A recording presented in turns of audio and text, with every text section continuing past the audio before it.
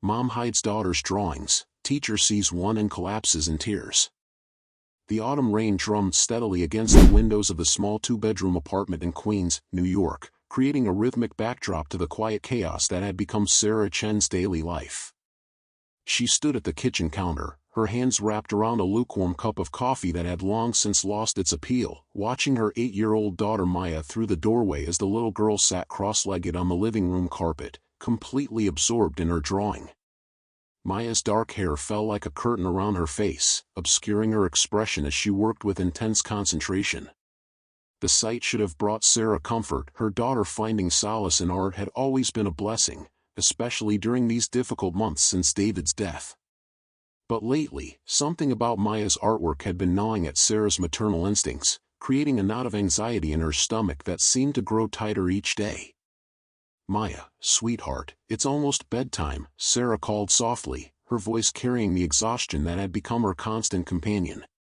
Between her morning shift at the hospital cafeteria and her evening job cleaning offices downtown, she barely had enough energy left to be the mother Maya needed. Maya looked up, her large brown eyes, so much like her father's, meeting her mother's gaze. "Can I finish this one, Mom? Please? I'm almost done." The pleading in her daughter's voice was impossible to resist, even though Sarah knew she should be firmer about bedtime routines. Dr. Peterson, Maya's pediatrician, had emphasized the importance of structure and consistency for children dealing with grief. But seeing the first spark of genuine interest Maya had shown in days, Sarah found herself nodding. "5 more minutes, okay? Then we'll brush teeth and read a story." Maya's smile was brief but genuine, and she immediately returned to her drawing with renewed focus. Sarah took another sip of her cold coffee, grimacing at the bitter taste, and tried to push away the memory of the drawing she'd found under Maya's bed 3 days ago. The image had been so disturbing, so violent and dark, that Sarah had stared at it for nearly 10 minutes, trying to understand how her gentle, artistic daughter could have created something so deeply troubling. The drawing had depicted what appeared to be a car accident, twisted metal, broken glass, and a figure that looked unmistakably like David lying motionless on the ground. The detail had been extraordinary for an 8-year-old, but it was the emotional weight of the image that had taken Sarah's breath away. The raw pain and confusion captured in those crayon strokes had made Sarah's chest tighten with a mixture of heartbreak and fear. She had hidden that drawing in her bedroom closet, along with 2 others she discovered in the following days.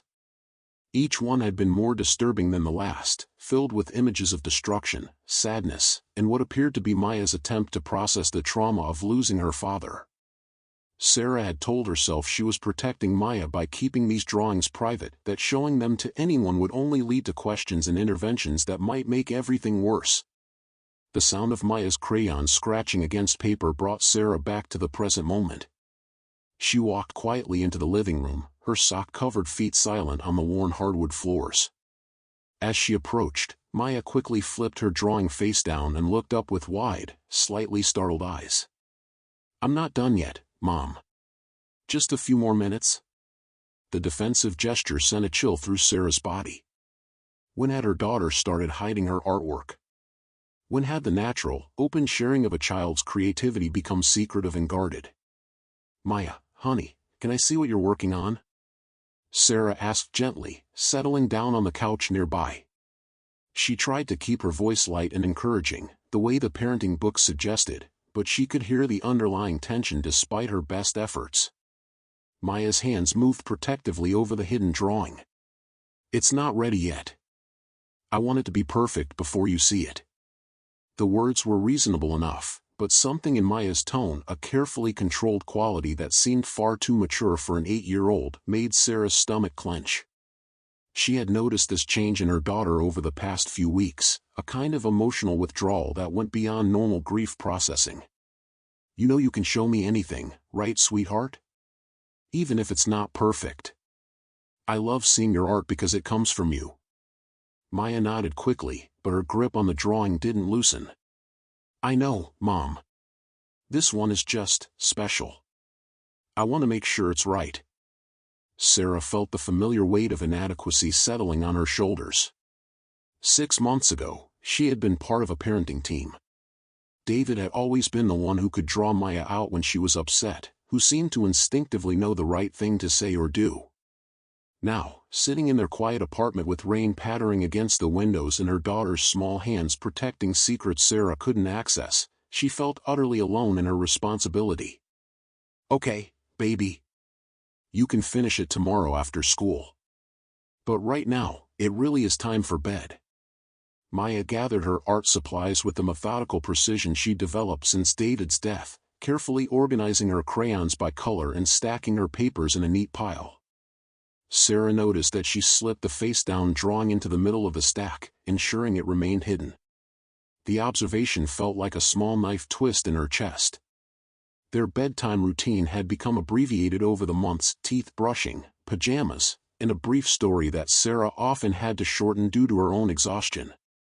As she tucked Maya under her small twin bed covers, surrounded by the stuffed animals David had won for her at various carnivals and fairs, Sarah felt the weight of all the conversations they weren't having. "Mom?" Maya's voice was small in the darkness of her bedroom. "Yes, sweetheart? Do you think Daddy can see my drawings? Wherever he is." The question hit Sarah like a physical blow. She sat on the edge of Maya's bed, reaching out to stroke her daughter's hair, trying to find words that would provide comfort without making promises she couldn't keep. "I think Daddy loves you so much that he's always with you in here," Sarah said softly, placing her hand over Maya's heart. "And I think he'd be so proud of your beautiful artwork." Maya was quiet for a long moment, and Sarah thought she might have fallen asleep. Then, in a whisper so soft Sarah almost missed it, Maya said, "Even the scary ones?" Sarah's hand froze in her daughter's hair. "What do you mean, baby?" But Maya had turned onto her side, facing away from her mother, and within minutes her breathing had deepened into sleep. Sarah sat in the darkness for several more minutes, Maya's question echoing in her mind. "Even the scary ones."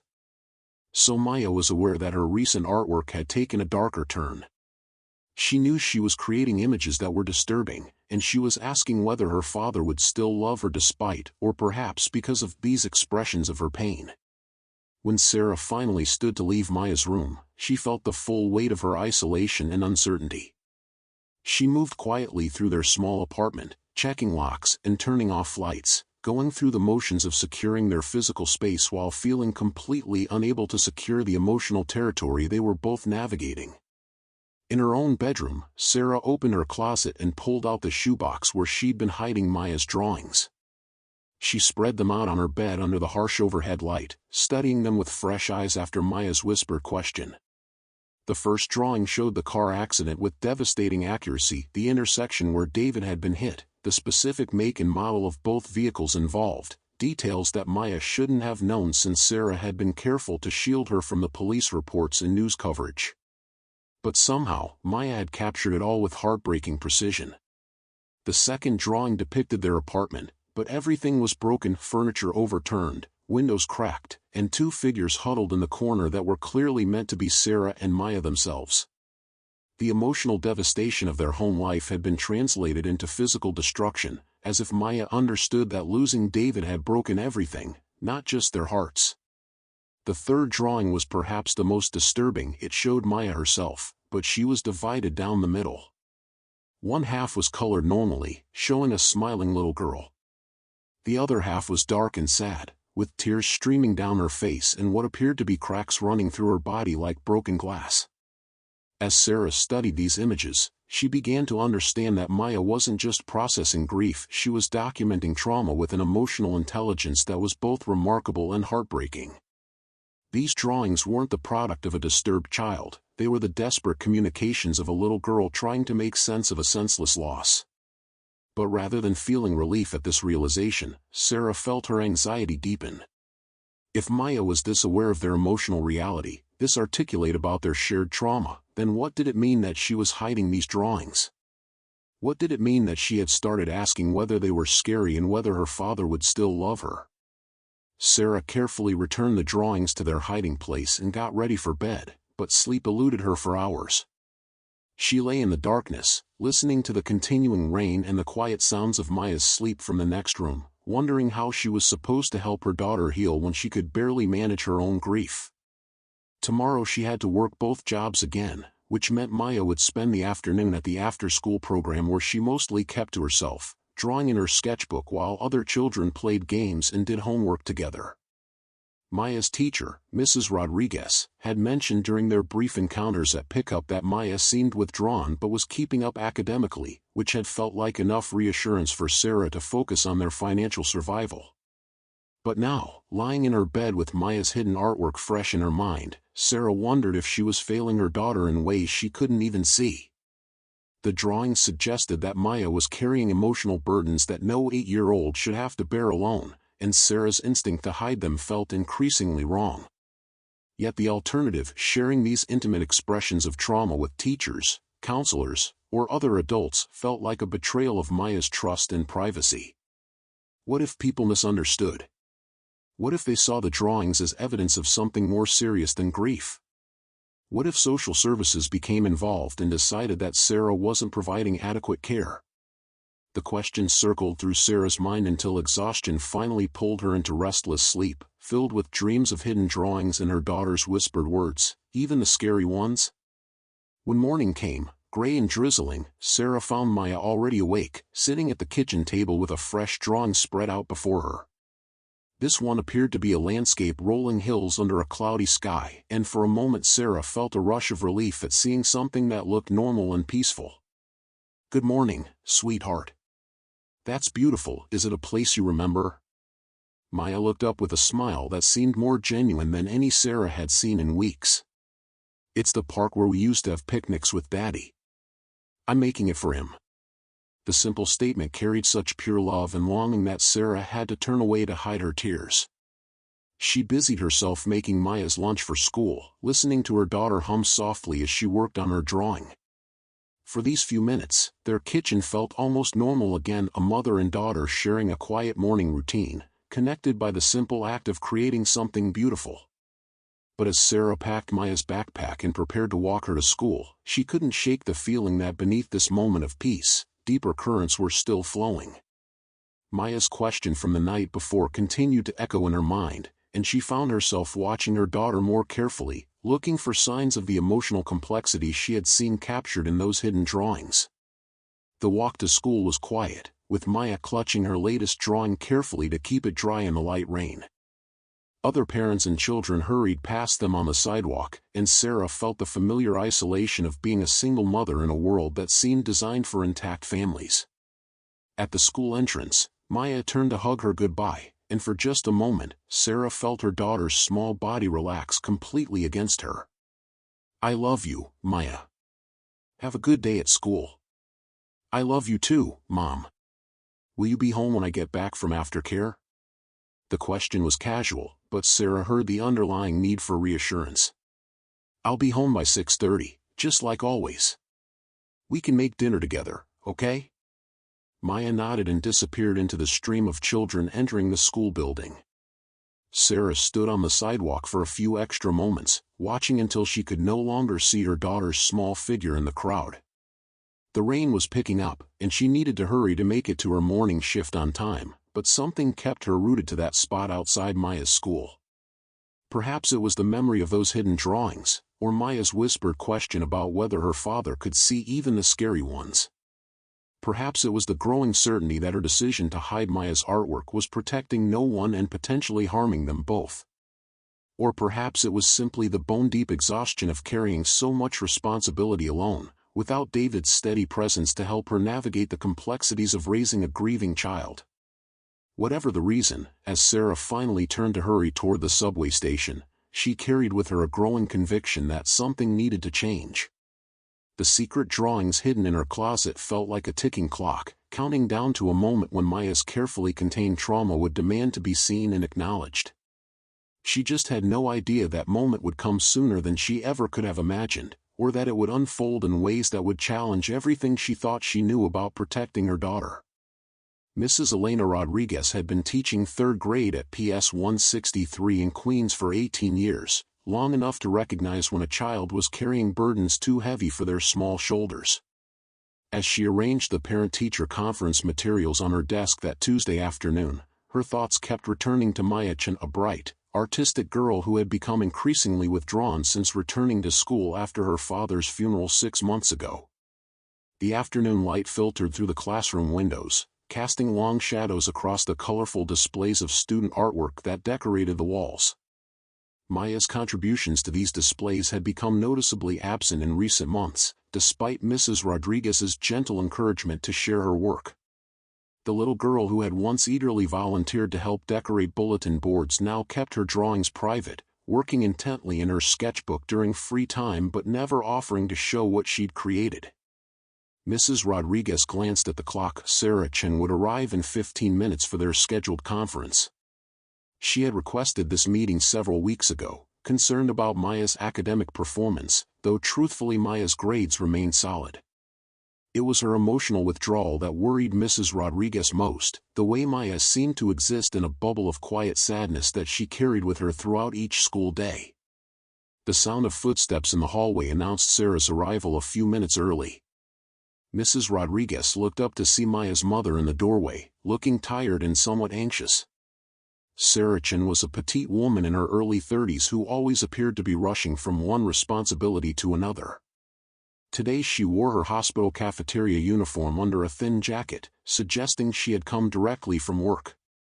"Mrs. Chen, please come in. Thank you for making time for this meeting. I know how busy you are."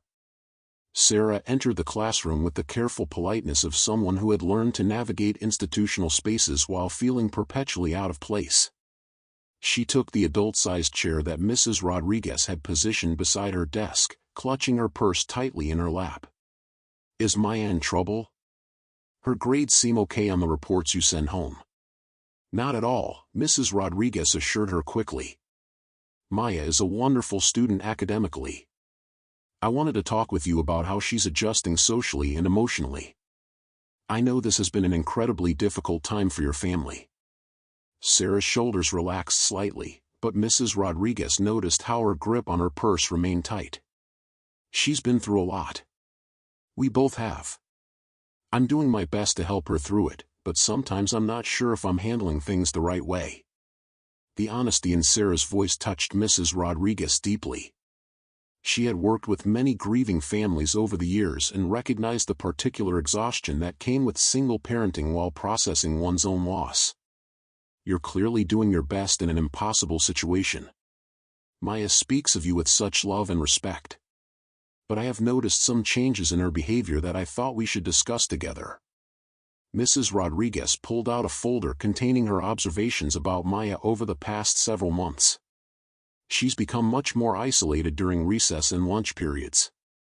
She used to interact regularly with her classmates, but now she typically sits alone with her sketchbook. When I try to engage her in group activities, she participates politely but seems distant." Sarah nodded, her expression growing more troubled.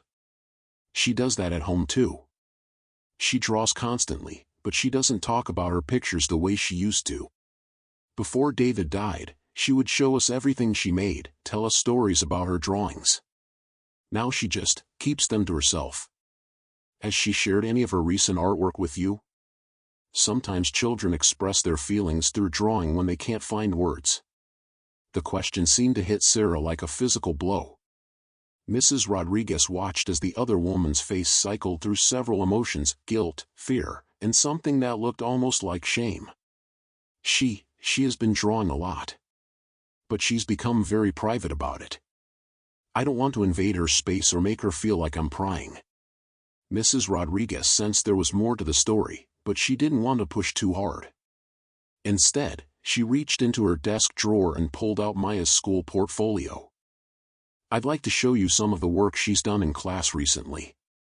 Maya gave me permission to include these in her portfolio, so I think she'd be comfortable with you seeing them." She spread out several drawings on the desk between them. The first few were typical third-grade artwork: a house with a chimney, a tree with a swing, a family of stick figures holding hands. But as the chronological progression continued, the images became noticeably darker and more complex. "These are from the past month," Mrs. Rodriguez explained gently. "You can see how her artistic ability has really developed, but there's also been a shift in the emotional content. The most recent drawing showed a playground, but all the swings were broken and hanging at odd angles. Children's toys were scattered on the ground as if abandoned suddenly. The sky was filled with dark, heavy clouds that seemed to press down on everything below. Sarah stared at the image for a long moment, her breathing becoming slightly uneven. She drew this at school? During free choice time yesterday. She worked on it for nearly an hour, completely absorbed. When I asked her about it, she said it was the playground after the storm. What kind of storm? Sarah asked quietly. I asked her the same thing. She just shrugged and said, "You know, the kind that breaks everything." The words hung in the air between them, carrying weight that both women could feel but struggled to fully understand. Mrs. Rodriguez watched as Sarah's composure began to crack slightly, her carefully maintained control giving way to raw emotion. "I don't know how to help her," Sarah whispered. "I keep thinking I should be able to fix this, to make it better somehow. But I can't bring David back, and I can't take away her pain, and I feel like I'm failing her every single day." Mrs. Rodriguez reached across the desk and gently touched Sarah's hand. "Grief isn't something you fix or make better. It's something you learn to carry. And Maya is learning to carry hers through her art, which is actually quite healthy. The concern is that she seems to be carrying it alone." "What do you mean?" "Children Maya's age need help processing traumatic experiences. When they try to handle complex emotions by themselves, it can sometimes become overwhelming. The isolation I'm seeing at school, combined with these increasingly heavy artistic themes, suggests she might benefit from some additional support." Sarah pulled her hand back, her defensive instincts kicking in. "You think she needs therapy? That I'm not providing adequate support? I think you're an incredibly caring mother doing everything you can in an extraordinarily difficult situation," Mrs. Rodriguez said firmly. "I also think Maya might benefit from having another adult to talk with, someone trained in helping children process grief. It wouldn't be a reflection on your parenting, it would be an additional resource for both of you." Before Sarah could respond, a commotion in the hallway caught their attention. Mrs. Rodriguez could hear her colleague, Mrs. Patterson, speaking with what sounded like a maintenance worker about a leak in the classroom next door. "I'm sorry, let me just close the door so we can continue without interruption," Mrs. Rodriguez said, standing up from her desk. As she moved toward the door, a gust of wind from the opening created by students passing in the hallway caught the papers on her desk. Maya's drawings scattered, and one piece that had been tucked beneath the others fluttered to the floor near Sarah's feet. Sarah automatically bent to pick it up, and as she turned it over, both women froze. This drawing was unlike anything in Maya's school portfolio. It depicted what was unmistakably a car accident scene with devastating clarity, twisted metal, shattered glass, and emergency vehicles surrounding the wreckage. But it was the figure lying motionless beside the damaged car that made both women gasp. The attention to detail was extraordinary for an 8-year-old, but it was the emotional weight of the image that was truly shocking. "Where did this come from?" Mrs. Rodriguez asked, her voice barely above a whisper. Sarah's face had gone completely white. Her hands trembled as she held the drawing, and Mrs. Rodriguez could see tears beginning to form in her eyes. "This isn't from school," Sarah said quietly.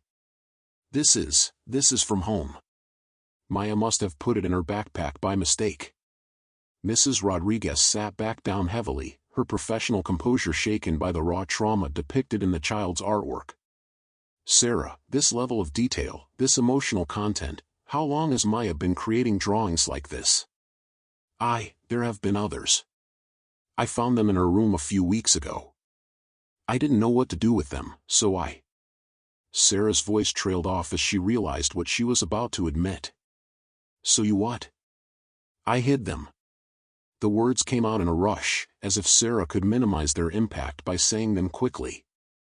"I was afraid. Afraid of what people would think, afraid of what it might mean. I thought I was protecting her." Mrs. Rodriguez felt her heart breaking for both mother and daughter. She could see the anguish in Sarah's face, the weight of decisions made from love and fear rather than understanding. How many drawings like this have there been? Several. Maybe 6 or 7 over the past few weeks. They're all about the accident. About David's death. Some show our house broken and empty. One shows Maya herself split in half, part normal, part damaged. The full scope of Maya's emotional state was becoming clear, and Mrs. Rodriguez felt a familiar tightness in her chest that she experienced whenever she encountered a child in deep distress. She had seen many students struggle with trauma over her years of teaching, but rarely had she seen such sophisticated artistic expression of psychological pain from someone so young. "Sarah, I need you to understand something very important. These drawings aren't evidence that Maya is disturbed or damaged. They're evidence that she's trying to process an incredibly traumatic experience. But the fact that she's hiding them, and that you've been hiding them, suggests that she doesn't feel safe expressing these feelings openly." Sarah's tears were flowing freely now. "I just didn't want anyone to think she was broken. I didn't want them to take her away from me. I'm all she has left. No one is going to take Maya away from you. But she needs help, and so do you. This level of trauma requires professional support." Mrs. Rodriguez stood up and moved to a filing cabinet, pulling out a folder of resources she kept for families in crisis. There are several excellent child psychologists in the area who specialize in grief counseling. There are also support groups for families who have lost a parent. "I can't afford," Sarah began. "Many of these services are covered by insurance or offer sliding scale fees. And Maya's school counselor, Mrs. Kim, is available to work with her during school hours at no cost to you." Sarah took the papers Mrs. Rodriguez offered but held them without looking at them, her attention still fixed on Maya's drawing. What if talking about it makes it worse? What if forcing her to discuss David's death just makes her more upset? Right now, Maya is already talking about it through her artwork. But she's doing it in isolation, without support or guidance. She's trying to make sense of something that doesn't make sense, and she's doing it alone. That's what's making it worse. Mrs. Rodriguez returned to her seat and leaned forward, speaking with the gentle authority of someone who had guided many families through crisis. "I can see in these drawings that Maya understands exactly what happened to her father. She knows the details of the accident, she understands the finality of death, and she's grappling with how it has changed her entire world. This is incredibly sophisticated emotional processing for an 8-year-old. But without adult support and guidance, it's also potentially overwhelming." Sarah wiped her eyes with the back of her hand, trying to compose herself. "I just wanted to protect her. From having to relive it, from having strangers poke and prod at her emotions. I understand that instinct completely. But protection sometimes means helping our children learn to carry their pain rather than trying to shield them from it entirely." The two women sat in silence for a moment, the weight of Maya's hidden artwork lying between them on the desk. Mrs. Rodriguez could see Sarah struggling to process everything they had discussed, wrestling with the realization that her attempts to protect her daughter might have inadvertently isolated her further. "What happens now?" Sarah asked finally. "Now we create a support system for Maya. We bring her school counselor into the conversation. We help her understand that her feelings, all of them, even the scary ones, are normal and acceptable. We give her safe spaces to express her grief and ask her questions. And if I had kept hiding the drawings? If this one hadn't fallen out accidentally?" Mrs. Rodriguez considered the question carefully. Maya would have continued trying to process her trauma alone. The drawings might have become darker or more disturbing. She might have begun to believe that her feelings were too frightening or unacceptable to share with anyone. The isolation and emotional burden could have led to depression, anxiety, or behavioral problems down the road. The stark assessment hit Sarah like a physical blow. She realized how close she had come to failing her daughter in the most fundamental way, by allowing fear to override her maternal instincts and leaving Maya to navigate her grief without support. "I've made such a mess of this," Sarah whispered. "You've made decisions from a place of love and fear, which is what most parents do when facing the unimaginable. The important thing is that we're having this conversation now, while there's still time to change course." Mrs. Rodriguez gathered Maya's drawings carefully, treating them with the respect due to important documents. Would you be willing to bring in the other drawings Maya has done at home? Mrs. Kim should see the full scope of what Maya has been working through. Sarah nodded slowly. Will Maya be upset that we've seen them? That I've been hiding them? She might be. But I think she'll also be relieved. Children often hide their most difficult feelings because they're trying to protect the adults they love. Maya may have sensed your discomfort with her drawings and decided to keep them private to spare you additional pain. The possibility that Maya had been trying to protect her mother even while processing her own trauma was almost too much for Sarah to bear. She thought of all the times Maya had quickly hidden her artwork when Sarah approached, all the careful questions about whether her father could see even the scary ones. She's been carrying this alone because she thought it would hurt me to see it, Sarah realized aloud. Very likely. Children are remarkably perceptive about their parents' emotional states, especially after a family trauma. Maya has probably been trying to be strong for you while dealing with her own grief privately. The full weight of their situation was becoming clear to both women. Maya, at 8 years old, had been attempting to manage not only her own complex grief but also her perception of her mother's emotional fragility. The drawings represented not just her processing of trauma, but her attempt to contain that processing within herself to avoid burdening Sarah further. How do I fix this? Sarah asked. How do I let her know that it's okay to share these feelings with me? You start by sharing this conversation with her.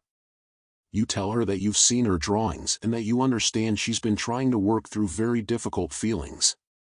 You let her know that her feelings are normal and that you want to help her carry them instead of her carrying them alone. Mrs. Rodriguez looked at the clock and realized their conference had run well over the scheduled time. Other parents would be arriving soon for their appointments. But she felt reluctant to end this conversation, sensing that it represented a crucial turning point for both Maya and Sarah. Mrs. Chen, I want you to know that reaching out for help isn't an admission of failure. It's an act of courage and love. Maya is lucky to have a mother who cares enough to ask these difficult questions. Sarah stood up slowly, gathering the resource materials in Maya's drawing. Thank you for making me see what I was missing. For helping me understand what Maya really needs. Will you call Mrs. Kim tomorrow to set up a meeting? And will you consider reaching out to one of the counselors on that list? Yes. To both. Sarah paused at the classroom door. Mrs. Rodriguez? When Maya comes to school tomorrow, will you let her know that we talked? That it's okay for her to show her artwork? I'll find a gentle way to let her know that the adults in her life are working together to support her. And Maya? She's going to be okay. You both are. It's going to take time and work, but you're going to get through this together. As Sarah left the classroom and walked through the quiet school hallways, she felt as though she was seeing everything through new eyes. The children's artwork lining the walls, the family photos displayed in the main office, the casual conversations between other parents, all of it seemed to emphasize how much Maya had been missing by processing her grief in isolation. The drive home gave Sarah time to think about how she would approach the conversation with Maya. She needed to find a way to let her daughter know that her feelings were welcome and acceptable, that the scary drawings were actually brave and important expressions of her inner world. When she arrived at their apartment building, Sarah sat in her car for a few extra minutes, gathering her courage for what she knew would be one of the most important conversations of her life as a mother. Maya's drawings were in her purse, along with the phone numbers of counselors and support groups that could help them both learn to carry their grief together rather than in isolation. For the first time in months, Sarah felt a spark of hope alongside her overwhelming sadness. Maya's teacher had shown her that her daughter's artwork wasn't evidence of damage but of resilience, of a young mind trying to make sense of senseless loss. And more importantly, she had shown Sarah that it wasn't too late to change course, to become the support system Maya needed rather than another source of protective isolation. As she climbed the stairs to their apartment, Sarah could hear the sound of Maya's voice through the door, talking quietly to herself as she often did while drawing. Tomorrow, Sarah decided, those quiet conversations would include her mother's voice as well, offering support and understanding instead of silence and hidden fears. The revelation of Maya's hidden artwork had shattered Sarah's carefully constructed protective barriers, but in their place, she was beginning to build something far more valuable, a foundation of honest communication and shared healing that could carry them both through the long journey of grief that still lay ahead. The evening air in their small apartment felt different when Sarah returned home that night. Maya was sitting at the kitchen table, her after-school snack half-eaten beside her as she worked intently on another drawing. The familiar sight that had once brought Sarah comfort now filled her with a complex mixture of anticipation and anxiety. Everything had changed in the space of that one conversation with Mrs. Rodriguez, and Sarah knew there was no going back to the careful distance she had maintained from Maya's artistic expressions of grief. "Hi, sweetheart. How was school today?" Sarah asked, setting her purse down carefully on the counter. Inside that purse were Maya's hidden drawings, retrieved from their hiding place in her bedroom closet before leaving for the parent-teacher conference. Tonight, those drawings would finally see the light, and with them, hopefully, would come the beginning of honest communication between mother and daughter. Maya looked up with the same cautious smile she had worn for months, polite, loving, but somehow guarded. "It was okay. Mrs. Rodriguez said you came to talk with her today. Am I in trouble?" The directness of the question caught Sarah off guard. She had expected to ease into the conversation gradually, but Maya's perceptiveness had always been remarkable, and apparently grief had only sharpened her ability to read the emotional undercurrents around her. "No, baby, you're not in trouble at all. Mrs. Rodriguez and I talked because we both care about you very much, and we want to make sure you have all the support you need." Sarah pulled out the chair beside Maya and sat down, noting that her daughter had been working on what appeared to be a portrait, two figures holding hands under a large tree. "Is that Daddy and you?" Sarah asked gently, gesturing toward the drawing. Maya's hand stilled on her crayon, and for a moment Sarah thought she might close off the way she usually did when asked about her artwork. But something in Sarah's tone, perhaps a new quality of genuine interest rather than careful politeness, seemed to reach her. "It's me and Daddy at the park. The day he taught me to climb the big oak tree. Do you remember that day?" Sarah's breath caught in her throat. She did remember. It had been just 2 weeks before the accident, a crisp Sunday afternoon when David had patiently guided Maya up branch by branch until she was high enough to see over the playground fence. She had been so proud of herself, and David had been beaming with paternal joy. "I remember," Sarah said softly. "You were so excited that you could see all the way to the pond from up there. Daddy said I was brave. He said climbing high meant you could see things you couldn't see from the ground." Maya's voice was wistful, but there was something else there too, a need to share this memory, to have it witnessed and validated by her mother. This was the opening Sarah had been hoping for, but now that it was here, she felt the weight of responsibility for handling it correctly. Mrs. Rodriguez's words echoed in her mind. Maya needed to know that all of her feelings, even the scary ones, were acceptable and important. "Maya, honey, I need to talk with you about something important. Mrs. Rodriguez showed me some of your drawings from school today." Maya's body tensed slightly, but she didn't pull away or try to hide her current artwork. "Which drawings?" "The one of the playground after the storm. And one other one." Sarah reached into her purse and carefully pulled out the drawing that had fallen from Maya's backpack, the devastating depiction of the car accident. "This one fell out accidentally during our meeting." Maya stared at the drawing in her mother's hands, her expression cycling through several emotions: surprise, fear, and something that might have been relief. "You weren't supposed to see that one." "I know. And I think I understand why you didn't want me to see it. It shows something very painful and scary. What happened to Daddy? Are you mad?" Maya's voice was small, uncertain. "Oh, sweetheart, no. I'm not mad at all. I'm actually amazed. This drawing shows that you understand something very difficult, and you found a way to express feelings that most adults would struggle to put into words." Maya looked up at her mother with surprise. "Really? Really? But Maya, I need to tell you something, and I need you to know that I'm sorry about it." Sarah took a deep breath, knowing that what she said next would be crucial for rebuilding trust between them. "I found some of your other drawings in your room a few weeks ago. The ones you had hidden under your bed and in your desk. Maya's eyes widened, and Sarah could see her processing this information. You've been looking at them? I found them by accident when I was cleaning, and then I made a mistake. Instead of talking with you about them, I hid them away because they made me scared and sad. I thought I was protecting you, but I realize now that I was wrong. Where are they now? Sarah reached into her purse again and pulled out the small stack of drawings she had kept hidden in her closet. She spread them out on the kitchen table beside Maya's current artwork, creating a gallery of her daughter's grief journey over the past several weeks.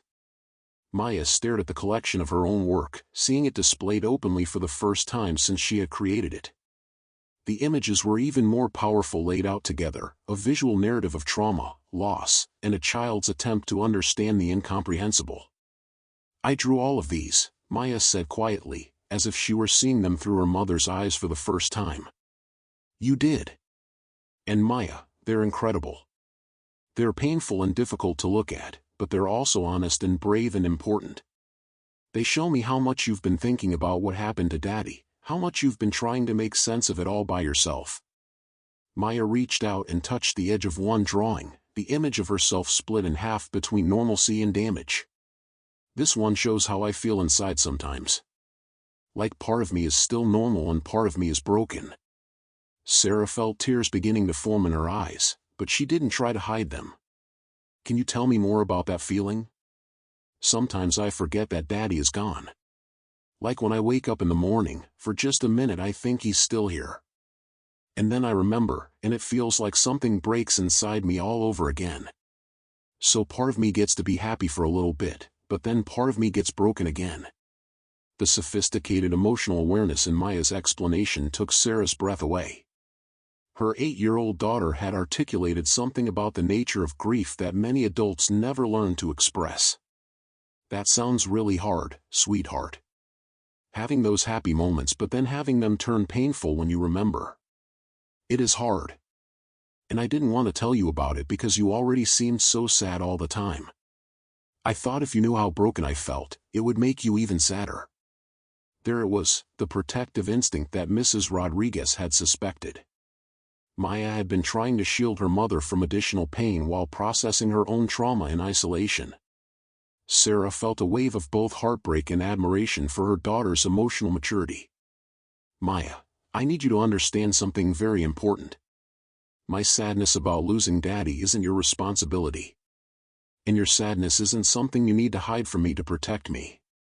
We're both sad because we both love Daddy very much, and it's okay for us to be sad together. Maya considered this for several moments, her small fingers tracing the edges of her drawings. So it's okay if I show you the scary pictures? It's more than okay. I want to see them. They help me understand how you're feeling, and understanding how you're feeling helps me know how to take care of you better. Even if they make you cry? Sarah smiled through her tears. Even if they make me cry. Sometimes crying together is better than crying alone. Maya nodded slowly, as if testing this new concept against her experience. I have been crying alone. At night, after you think I'm asleep. I know, baby. I've been crying alone too. Maybe we could try crying together sometimes, when we need to. The suggestion seemed to resonate with Maya in a way that surprised them both. She moved closer to her mother on her chair, leaning against Sarah's arm as they both looked at the collection of drawings spread across the table. Will you tell me about this one? Sarah asked, pointing to the drawing that showed their apartment with everything broken and overturned. That's how our house feels inside my heart. Like everything got broken when Daddy died, even though the furniture and stuff looks the same. The feeling of our house is all broken and scattered. Sarah wrapped her arm around Maya, pulling her closer. That's exactly how it feels to me too. Like the outside looks normal but the inside feeling is completely different. Really? You feel that too? I do. Losing Daddy changed everything about how our home feels, even though it looks mostly the same. They sat together in comfortable silence for a few minutes, both of them studying Maya's artistic documentation of their shared grief. Sarah realized that these drawings represented not just Maya's individual processing, but a roadmap of their family's emotional journey through trauma. Maya, Mrs. Rodriguez thinks it might be helpful for you to talk with Mrs. Kim, the school counselor, about some of these feelings. And maybe we could find someone for both of us to talk with together, someone who knows how to help families when someone they love dies. Maya looked up at her mother with curiosity rather than resistance. Would they understand about the drawings? I think they would. Mrs. Rodriguez said that drawing is a very healthy way for children to express difficult feelings. She was impressed by how you've been able to show your emotions through your art. She wasn't scared by the accident picture. She wasn't scared. She was sad that you've been carrying such heavy feelings by yourself, but she thought your drawing was very brave and important. Maya seemed to relax further into her mother's embrace. I was worried that people would think I was weird or damaged if they saw the scary drawings. Oh, sweetheart. You're not weird or damaged. You're a little girl who lost her daddy, and you're trying to understand something that's very hard to understand. The drawings show how smart and creative and strong you are. Even the one where I'm broken in half? Especially that one. That drawing shows that you know it's okay to have different feelings at the same time, to be partly happy and partly sad, partly okay and partly hurt. That's very wise. Maya was quiet for a long moment, processing this reframing of her emotional state. When she spoke again, her voice carried a tentative hope that Sarah hadn't heard in months. Mom? Could we make dinner together tonight? And could we talk about Daddy while we cook? I have some stories about him that I've been keeping inside. Sarah felt her heart expand with a mixture of joy and relief. I would love that, baby. I have some stories I've been keeping inside too. As they cleared Maya's drawings from the table and began preparing their simple dinner together, Sarah felt as though they were crossing a bridge they had been approaching for months without realizing it. The wall of protective silence that had grown between them was finally beginning to crumble, replaced by the possibility of shared healing. Maya chattered more during that dinner preparation than she had in weeks, sharing memories of her father that ranged from silly to profound. She told Sarah about dreams she'd been having where David appeared to admire her drawings. She asked questions about the accident that Sarah answered as honestly as she could, acknowledging what she knew and what remained mysterious. Why did the other driver run the red light? Maya asked as they stirred pasta sauce together. I don't know, sweetheart. Sometimes people make mistakes while they're driving. Sometimes they're not paying attention, or they're in a hurry, or they're thinking about something else. It was a terrible mistake that had terrible consequences. Was he sorry? Sarah paused, remembering the court proceedings and the young man who had caused the accident, barely out of college himself, devastated by what his moment of inattention had caused. Yes, he was very sorry. He sent us a letter telling us how sorry he was. Could I read the letter sometime? The question surprised Sarah, but she found herself nodding. When you're ready, yes. It might help you understand that he didn't mean for it to happen. As they sat down to eat their simple meal of pasta and salad, Maya pulled out a fresh piece of paper and her colored pencils. Would it be okay if I drew while we eat? I want to make a picture of us talking about Daddy. Of course, sweetheart. Sarah watched as Maya began sketching the two of them sitting at their kitchen table, surrounded by warm colors that were notably different from the dark tones that had dominated her recent artwork. This drawing showed connection rather than isolation, conversation rather than silence. Maya, can I ask you something? Sure. The drawing you made today at school, the one of you and Daddy climbing the tree. You said Daddy told you that climbing high meant you could see things you couldn't see from the ground. What can you see now that you couldn't see before? Maya paused in her drawing, considering the question with the seriousness she brought to all discussions about her father. I can see that you're sad too, not just me. And I can see that it's okay to talk about sad things. And... She hesitated, then continued, I can see that Daddy is still with us when we remember him together. Sarah felt a profound sense of gratitude wash over her, gratitude for Mrs. Rodriguez's intervention, for Maya's resilience, and for the possibility of healing that was opening up between them. I think Daddy would be very proud of both of us tonight, Sarah said softly. Even for the scary drawings? Especially for the scary drawings. They show that you're brave enough to look at difficult things and find a way to express them. That's what artists do, and that's what brave people do. Maya smiled, the first completely unguarded smile Sarah had seen from her in months. Then I want to show you something else. She reached into her backpack and pulled out her school sketchbook, flipping to a page near the back. I've been working on this one for a while, but I wasn't sure if it was ready. The drawing showed their apartment again, but this time it wasn't broken and chaotic. Instead, it showed their living room with two figures, clearly Maya and Sarah, sitting together on the couch. They were surrounded by what appeared to be floating memories, images of David cooking, reading bedtime stories, playing in the park. The memories weren't sad or frightening, they were warm and gentle, like friendly ghosts keeping them company. It's us learning to live with Daddy's memories, Maya explained. Instead of the memories being scary or making everything broken, they're there with us. Like he's still part of our family, but in a different way. Sarah stared at the drawing, amazed by her daughter's emotional sophistication and artistic growth. This image represented a level of grief processing that many adults never achieved, the ability to hold loss and love simultaneously, to find comfort in memory rather than only pain. Maya, this is beautiful. And wise. And it gives me so much hope. Hope for what? Hope that we're going to be okay. That we can miss Daddy and be sad about losing him, but still find ways to be happy together. That we can keep him with us in our hearts and memories while still building a new kind of life. As they finished their dinner and Maya completed her drawing of their evening conversation, Sarah felt a fundamental shift in their relationship. The protective walls that had grown up around both of their grief were finally coming down, replaced by bridges of communication and understanding. Later that evening, as Sarah tucked Maya into bed, her daughter had one more surprise for her. Mom? I want to give you something.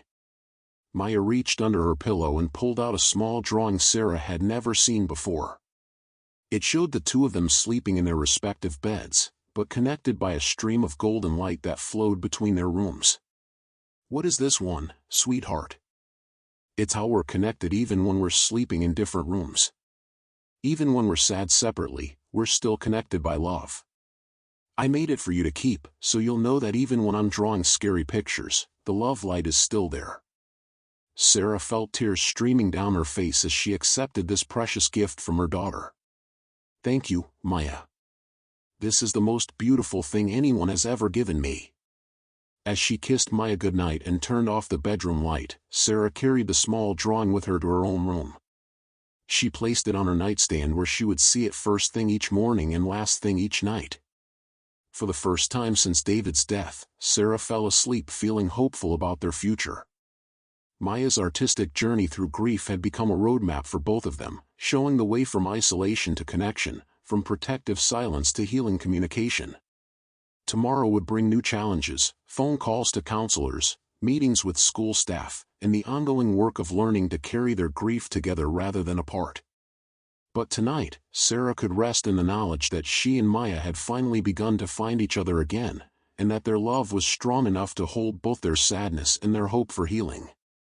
The drawings that had once filled Sarah with fear now filled her with pride and admiration for her daughter's resilience. Maya's artistic expressions of trauma had become the key to unlocking their ability to support each other, and Sarah knew that whatever came next, they would face it together. 3 months had passed since that transformative evening when Sarah and Maya first shared the truth of their grief through Maya's hidden drawings. The small apartment in Queens still carried the weight of David's absence, but it had also been filled with something new, the sound of genuine conversation, shared tears, and most importantly, healing laughter that came from memories rather than avoidance. Mrs. Rodriguez stood at her classroom window, watching the morning arrival of students, and smiled as she spotted Maya-chan walking up the school steps with her mother. The transformation in both of them over the past several months had been remarkable to witness. Maya moved with more confidence now, her backpack bouncing with each step, and she was actually talking animatedly to Sarah about something that had clearly captured her enthusiasm. The school counseling sessions with Mrs. Kim had proven invaluable for Maya, providing her with tools to understand and express her complex emotions. But perhaps even more importantly, the family counseling sessions that Sarah had finally pursued had given both mother and daughter permission to grieve openly while still finding joy in their daily lives together. "Good morning, Maya," Mrs. Rodriguez called out as Maya entered the classroom. "You seem excited about something today." Maya's face lit up with genuine enthusiasm, an expression that had become increasingly common over the past few weeks. "Mrs. Rodriguez, I finished the drawing I've been working on for the art show. Mom says it's the most beautiful thing I've ever made, and I think she might be right." The spring art show was scheduled for that afternoon, and Maya had been working on a special piece for several weeks. Unlike the dark, trauma-filled drawings that had marked the beginning of her grief journey, this new artwork represented something entirely different: growth, hope, and the complex beauty of a life that held both loss and love. "I can't wait to see it," Mrs. Rodriguez replied warmly. "Will your mom be able to come to the art show this afternoon? She's taking time off from both jobs to be here. She said she wouldn't miss it for anything." Maya's pride in her mother's commitment was evident in her voice. Over the past months, Sarah had found ways to be more present despite her demanding work schedule, prioritizing Maya's emotional needs in ways that had strengthened their bond immeasurably. As the school day progressed, Mrs. Rodriguez observed the continued positive changes in Maya's social interactions. The little girl who had once sat alone during lunch now had a small group of friends who gathered around her to see her latest drawings. Maya had begun sharing her artwork openly, and her classmates were drawn to both her artistic skill and her willingness to discuss difficult topics with honesty and insight. During art class, Maya put the finishing touches on her piece for the show. Mrs. Peterson, the art teacher, had been working closely with Maya on this project, helping her translate her emotional journey into a visual narrative that was both personal and universally meaningful. "Maya, this piece really captures something special," Mrs. Peterson said as she admired Maya's work. "Can you tell me about your inspiration for it?" Maya stood back to look at her artwork with critical assessment, a habit she had developed through her counseling sessions, learning to observe her own emotional expressions with curiosity rather than fear. "It's called Growing Through the Cracks," Maya explained. "It shows how sometimes when things get broken, that's where the light gets in, and that's where new things can grow."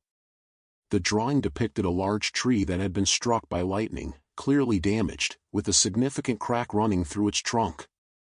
But rather than showing destruction, the image focused on what was growing from that crack: beautiful flowers, new branches reaching toward the sun, and small animals making homes in the healing spaces. At the base of the tree, two figures, recognizably Maya and Sarah, were planting new seeds in the rich soil that had been created by the tree's transformation. "The tree is our family," Maya continued. "Daddy dying was like the lightning that made the crack. But Mom and I are learning that we can grow new things from that broken place.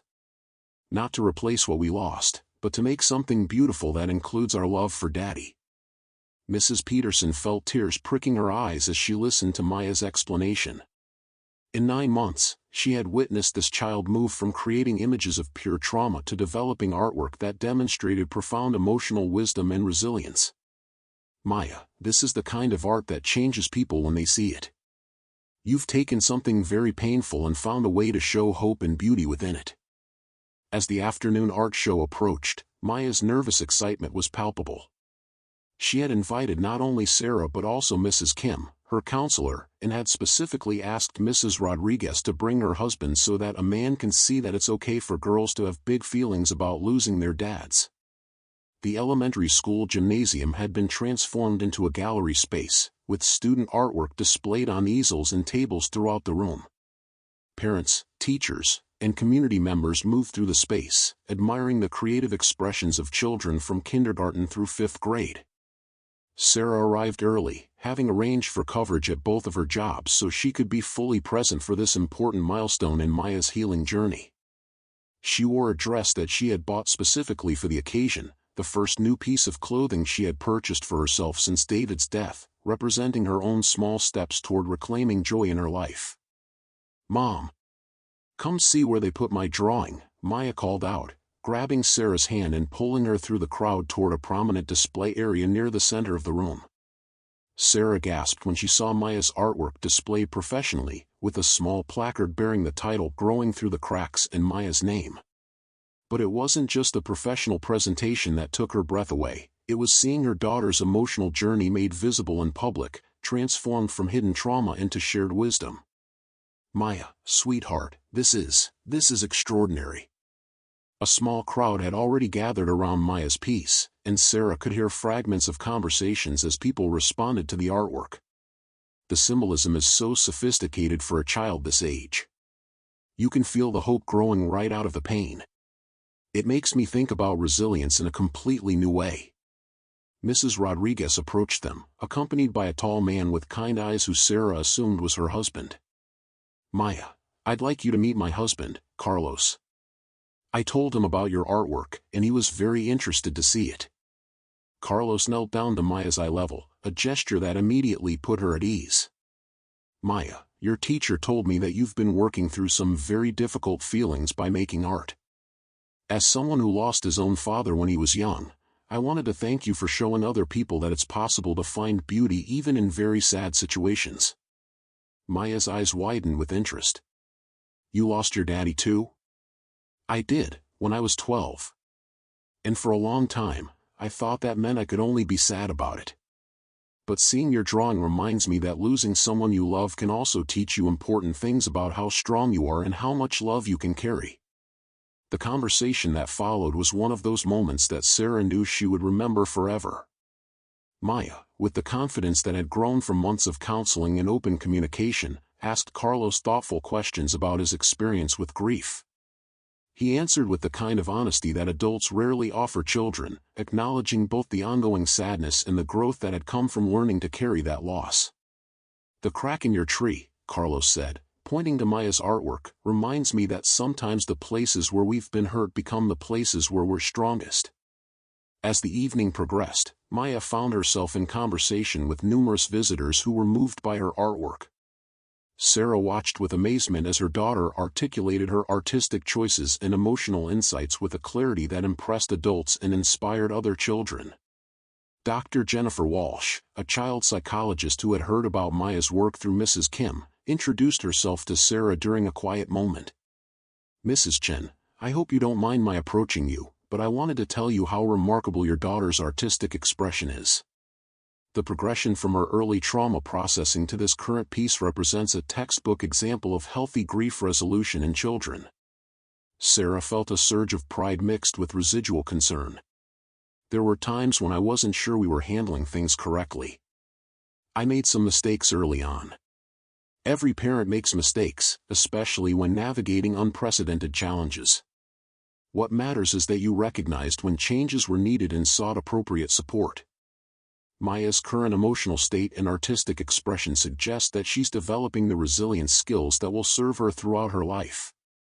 Dr. Walsh gestured toward Maya, who was excitedly explaining her artwork to a group of younger children who had gathered around her display.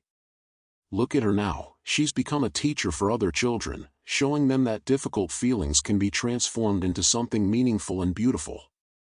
That's not just healing, that's leadership." As the art show began to wind down, Maya made one final request of her mother. "Mom, could we take a picture with my drawing? I want to send it to Mrs. Patterson's class. Remember, she moved to Florida. I want her to see how we're doing now." Mrs. Patterson had been Maya's second-grade teacher, who had moved away just before David's death. Maya had mentioned her occasionally throughout their healing journey, always with fondness and a desire to share their progress.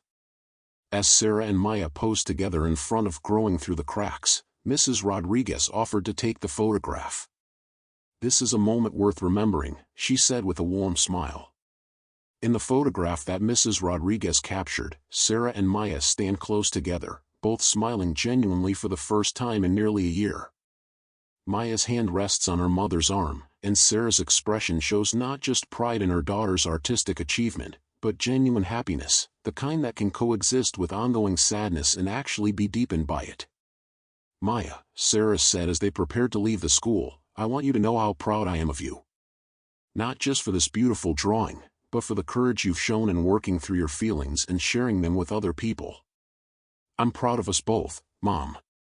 we figured out how to be sad and happy at the same time. That's pretty amazing. As they walked home through their Queens neighborhood, past the familiar shops and apartment buildings that had witnessed their journey through grief, Sarah reflected on the transformation that had occurred over the past year. The hidden drawings that had once filled her with fear had become the foundation for a deeper, more honest relationship with her daughter. Maya's artistic expression had evolved from desperate attempts to process trauma alone to confident sharing of wisdom gained through supported healing. But perhaps more importantly, their family structure had been rebuilt on a foundation of open communication, mutual support, and the understanding that love could hold both joy and sorrow simultaneously. "Mom?" Maya said as they climbed the stairs to their apartment. "Yes, sweetheart? I think Daddy would be really proud of my drawing. And I think he'd be proud of how we learned to take care of each other."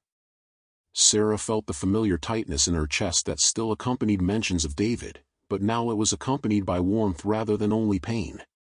"I think so too, baby. I think he'd be amazed by how strong and wise and creative you've become." That night, as Sarah tucked Maya into bed, her daughter had one more surprise for her, a small sketch she had made during the art show. "I drew this while I was watching you talk to all the other parents tonight," Maya explained, handing her mother the paper. The drawing showed Sarah standing in the school gymnasium, surrounded by other adults, but with a soft glow around her figure. She was smiling and appeared confident, engaged in conversation rather than withdrawn or anxious. "What's the glow around me?" Sarah asked. "That's your brave light. It shows that you learned to be brave about sharing our story and asking for help when we needed it. I wanted you to see how brave you look to me." Sarah felt overwhelmed by her daughter's perceptiveness and generosity. Throughout their healing journey, she had often focused on Maya's progress while being less aware of her own growth.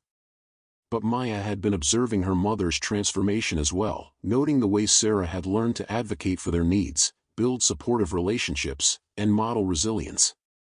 "Thank you for drawing my brave light, Maya. Sometimes it's hard to see our own growth. That's why we have each other. We can see each other's brave lights even when we can't see our own." As Sarah turned off Maya's bedroom light and made her way to her own room, she carried with her a profound sense of gratitude for the journey they had traveled together. David's death had shattered their world in ways that could never be fully repaired, but from those broken pieces, they had built something new, a relationship based on honesty, mutual support, and the understanding that healing was possible even after devastating loss. The drawings that had once been hidden in closets and under beds now hung on their refrigerator and bedroom walls, a visual timeline of their family's resilience. Maya's latest piece, Growing Through the Cracks, had been photographed and would soon join this collection, representing not an end to their grief journey but a milestone in their ongoing process of learning to carry love and loss together. In her own bedroom, Sarah looked at the small drawing Maya had given her months ago, the image of golden light connecting their rooms even while they slept. Beside it now hung Maya's newest gift, showing Sarah's own brave light as witnessed through her daughter's loving eyes. As she prepared for sleep, Sarah reflected on Mrs. Rodriguez's role in their transformation. If that drawing hadn't accidentally fallen from Maya's backpack during their parent-teacher conference, if Mrs. Rodriguez hadn't recognized the significance of Maya's artistic expression, if Sarah hadn't found the courage to be honest about her fears and mistakes, their story might have unfolded very differently. Instead, they had learned that healing was possible when trauma was met with understanding rather than fear, when children's emotional expressions were honored rather than hidden, and when families facing impossible challenges could find the support they needed to carry their burdens together. Maya's artwork had become a bridge, first between her internal world and external expression, then between mother and daughter, and finally between their private healing and the broader community that surrounded them. The little girl who had once hidden her deepest feelings now used her art to teach others about resilience, and the mother who had once hidden her daughter's drawings from fear now shared their story as a testament to the possibility of growth through grief. Their apartment still carried the absence of David's physical presence, but it also held something new, the sound of honest conversation, the sight of artwork displayed proudly rather than hidden, and the daily evidence that love could expand rather than contract in response to loss. As Sarah drifted off to sleep, she could hear Maya's peaceful breathing from the next room and see the soft glow of the nightlight that illuminated her daughter's latest drawing in progress. Tomorrow would bring new challenges and new opportunities for growth, but tonight, Sarah could rest in the knowledge that they had built something beautiful from their brokenness, a family structure strong enough to hold both their sorrow and their joy, their memories of the past and their hopes for the future. The hidden drawings had been transformed from secrets that divided them into bridges that connected them, and in learning to see and honor Maya's artistic expressions of grief, Sarah had discovered her own capacity for brave love, the kind that doesn't try to shield children from difficult emotions but instead provides support as they learn to carry those emotions with wisdom and strength. Maya's journey from hidden trauma to public triumph had become their family's story of resilience, proving that sometimes the most beautiful growth comes not despite our broken places, but because of them, growing through the cracks where the light gets in. What did you think of Maya and Sarah's incredible journey of healing and resilience? This powerful story shows us how love, understanding, and courage can help families grow stronger even through their darkest moments. If this story touched your heart and reminded you of the importance of truly listening to our children, please give this video a thumbs up and let me know in the comments below what moment resonated most with you. Have you ever discovered that what seemed like a problem was actually a cry for help? Share your thoughts and experiences. Your story might inspire another family going through their own difficult time. Don't forget to subscribe and hit the notification bell for more deeply moving stories that celebrate the strength of the human spirit. Together, we can create a community where every story of triumph over tragedy reminds us that healing is always possible.